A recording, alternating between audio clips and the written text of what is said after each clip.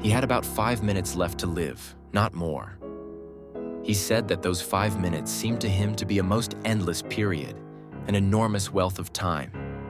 He seemed to be living, in these minutes, so many lives that there was no need as yet to think of that last moment. He divided up the time into portions, 2 minutes for saying farewell to his companions, then a couple more for thinking over his own life and career and all about himself, and another minute for a last look around. He was dying at the age of 27, healthy and strong. While saying goodbye to his friends, he remembered asking one of them some very usual everyday question, and even being interested in the answer. Then after the farewell, he embarked upon those 2 minutes which he had allotted to looking into himself. He knew beforehand what he was going to think about. He wished to put it to himself as quickly and clearly as possible. How could it be that here he was, a living, thinking man, and that in 3 minutes he would be nobody?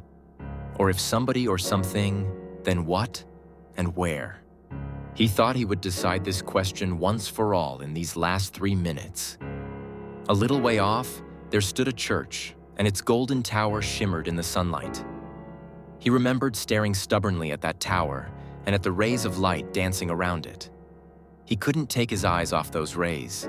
He got the idea that they were his new nature, and that in 3 minutes, he would become one of them, somehow merged with the light. The repugnance to what must come almost immediately, and the uncertainty, were dreadful, he said.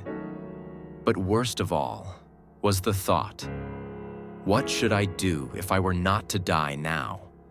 What if I were to return to life again?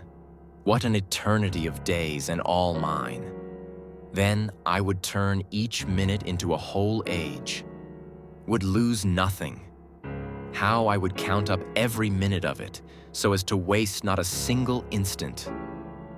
He said that this thought weighed so heavily upon him and became such a terrible burden upon his brain that he could not bear it, and wished they would shoot him quickly, to get it over with.